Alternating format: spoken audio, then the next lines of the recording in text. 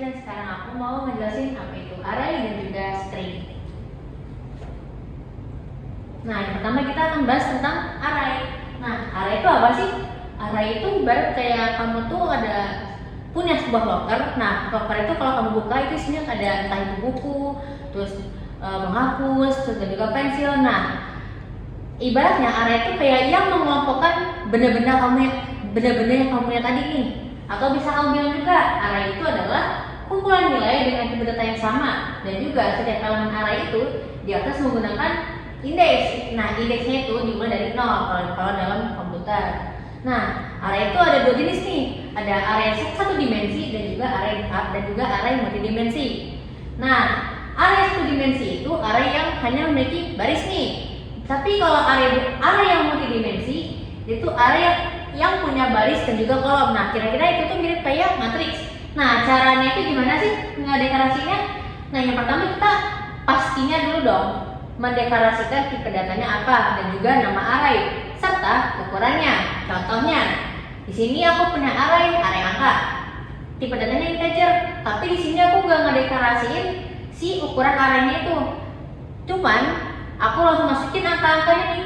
Dan di sini bisa kita lihat si arraynya ini punya ukuran 5. Nah, ada lagi contoh selanjutnya nih. Ada juga array nilai dengan tipe data integer. Nah, di sini tapi aku masukin nih ukurannya 3. Terus aku masukin juga nih isinya ada 1, 2 dan 3. Tapi kalau ini dia ukuran maksimalnya 3 karena di sini udah kita deklarasiin nih ukuran yang bisa ditampung cuma 3. Tapi kalau ini yang contoh di atas itu tuh kalian bisa bebas mau masukin berapa banyak datanya karena nggak ada ukuran yang kalian deklarasikan di dalam array ini. Nah, contoh penerapan array satu dimensi itu kayak apa? Nah, di sini kita punya array nilai ukurannya 5. Di sini kita masukin dong, masukkan 5 nilai array. Terus kita masukin satu nilai ke satu berapa, terus kita baca kan, dan seterusnya. Setelah kita masukin nih nilai arraynya, tinggal kita print aja, tinggal kita tampilin si array yang kita input tadi. Dan juga ini ada flowchartnya juga. Nah, yang pertama kita mulai dulu dong flowchartnya, terus kita deklarasiin arraynya dan juga ketentuannya berapa? Yang tadi ukurannya kan 5. Terus kita cek apakah ketentuan terpenuhi. Semisal ketentuan itu dia terpenuhi, kita baca nih elemen array KI. Terus contohnya kayak gini. Misal aku ada array ukurannya 3. Terus kita cek on dia di iterasi pertama dia kan 0 kurang dari 3, iya. Terus kita baca dong arraynya. Misal aku masukin nih bilangan 1, terus dia update ketentuan yang dimana sekarang iterasi ini bertambah kan dari 0 ke 3, yang dimana dari 1 ke 3 kan. Terus kita cek nih 1 kurang dari 3 nggak? Iya kan. Terus kita baca lagi nih si elemen array KI, dia update ketentuan naik lagi dari 1 ke 2 kurang dari 3 nggak? Iya. Terus kita baca lagi elemen arraynya tuh sampai kita update statement ke yang terakhir 3 nih, dia 3 kurang dari 3 enggak, maka dia bakal langsung ke A. Di A ini sebenarnya kurang lebih sama aja, bedanya apa? Di sini tuh adalah flowchart untuk membaca sebuah elemen di arraynya itu, sementara yang di sini kita tinggal nampilin nih array yang udah kita baca seperti apa, kurang lebih seperti itu. Dan selanjutnya ada penerapan array multidimensi. Di sini aku ada array nih, di kira-kira tuh dia 3x3 kan, barisnya 3, kolomnya 3. Nah, mirip kayak matriks kan. Nah, di sini aku ada variabel baris sama kolom. Terus kita baca nih elemen si matriksnya itu. Nah, kalau misalnya ngebaca matriksnya multidimensi atau 2 dimensi, kalau kalian lihat dia ada perulangan untuk baris dan juga perulangan untuk kolom. Pas udah kita baca nih elemen apa aja, tinggal kita tampilin. Langsung lanjut ke flowchart. Nah, di flowchartnya juga kurang lebih sama nih, tapi bedanya apa? Nah, kita udah deklarasi arraynya kan, dan juga kita menentukan baris dan juga kolomnya. Terus kita cek apakah kondisi baris terpenuhi. Nah, kayak tadi aku bilang, dia itu untuk mengecek iterasi arraynya. Kayak misalnya nih, si barisnya itu dia kan mulai dari baris pertama kan, sampai dia 3 baris. Baris pertama itu kan kurang lebih kita definisikan sebagai 1 kurang dari 3 nggak? Kalau misalnya iya, kita cek lagi apakah kolom terpenuhi. Nah, kolomnya juga kan mulai dari 1 kan, 1 kurang dari 3, iya kan. Nah, baru kita baca lagi nih elemen si array, terus update kolom. Kita udah ngebaca nih untuk kolom pertama nih si elemennya, terus kita lanjut ke kolom kedua kan. Nah, terus kita cek lagi apakah kolom terpenuhi.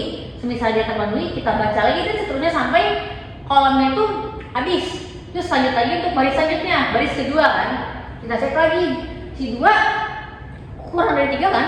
Iya, terus kita baca lagi nih si elemen array pada kolom pertama di baris kedua.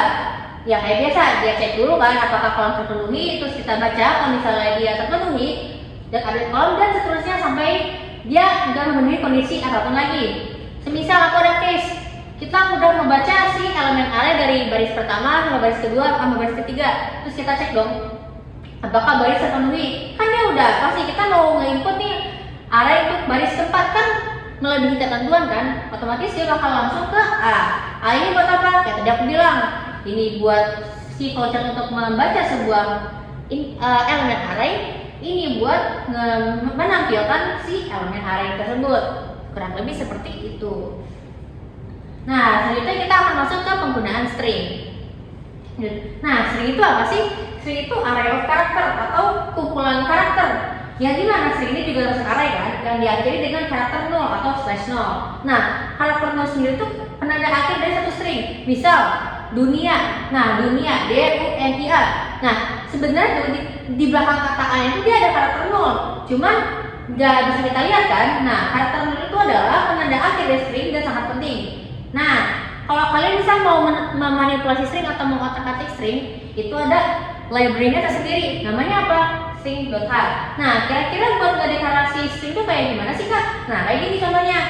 Di sini kalau string itu sudah pasti, tipe-tipe itu char dan juga jangan lupa ukurannya apa.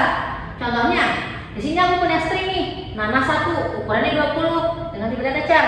Kita isi nih si stringnya itu apa? Budi. Nah, ukuran array-nya itu kan 20. Nah, sebenarnya itu kalau kalian lihat itu jumlah katanya itu ada 5. Ya, apa aja? B, U, D, I sama /0. Nah, lanjut lagi nih ke contoh yang kedua. Di sini aku ada string tapi ukurannya gak aku isi dengan nama Santoso. Nah, kurang lebih juga sama. Nah, ini tuh sebenarnya tuh ada 8 karakter, 7 huruf dan juga sama /0 di belakangnya. Dan juga ada contoh terakhir nih, ada string nama 3, ukurannya itu 5. Nah, di sini tuh kita juga bisa ngebaca per katanya kayak J, O, H dan N. Tapi jangan lupa kalau kita nggak baca manual, kita juga perlu menginputkan si /0 ini secara manual juga dan itu wajib. Lanjut. Nah, untuk penggunaan string sendiri, di sini kita biasanya kan ya kalau misalnya mau baca suatu inputan itu kan biasanya pakai scanf Pak. Nah, kalau string itu dia ada perlakuan khusus nih. Nah, string sendiri itu kita bisa kita baca pakai scanf. Nah, dengan format kayak gini seperti biasa, atau bisa juga pakai gets. Dengan ya gets terus kita masukin aja nih si variabelnya tuh apa? Misal nama string. Terus juga kita juga bisa dipakai fgets. Nah, fgets itu kurang lebih kayak gimana? Kita baca dulu si nama stringnya, terus ukurannya sama ke kemana nih kita masukin si inputnya, ke dalam terminal atau ke file. Nah, itu akan kalian pelajari di modul selanjutnya. Tapi tunggu dulu, ada yang beda nih sama gets sama fgets. Kalau gets dia tuh ngebaca si nama string ini cuma ke terminal. Tapi kalau fgets itu bisa kalian otak-atik, bisa ke stdin atau ke file. Nah, mulai lanjut. Nah, ini juga ada tips nih. Misal kalian habis ngebaca suatu angka, terus kalian mau nge-input suatu kalimat. Nah, jangan lupa setelah kalian membaca suatu angka dan kalian mau ngebaca kalimat, jangan lupa pakai gecar. Kenapa? Ibaratnya tuh kalian habis ke-input angka 52, terus kalian mau masukin kalimat dunia. Nah, otomatis si 52 ini dia bakal ketimpa inputannya dengan dunia. Nah, supaya dia nggak hilang gimana kak? Nah, jangan lupa kita bisa pakai gecar atau /stdin. Itu dia. Lanjut. Nah, di sini juga kita ada sintaks nih buat menyalin sebuah string. Nah, di situ ada strcpy. Ini tuh kayak buat apa sih? Ini tuh bertujuan untuk menyalin seluruh string sumber termasuk si /0 ini ke tujuannya. Dengan caranya gimana?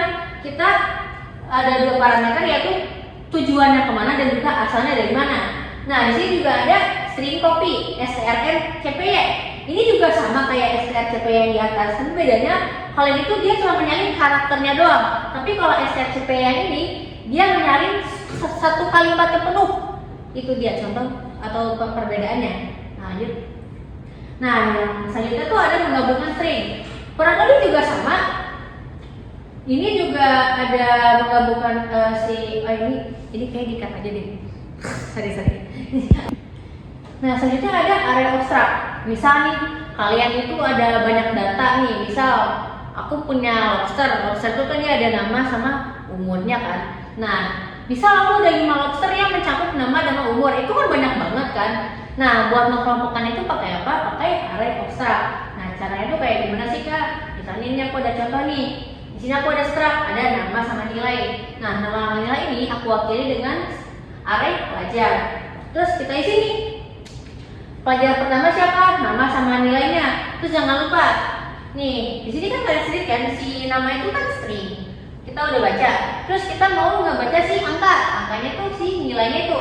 Nah jangan lupa pakai gecar.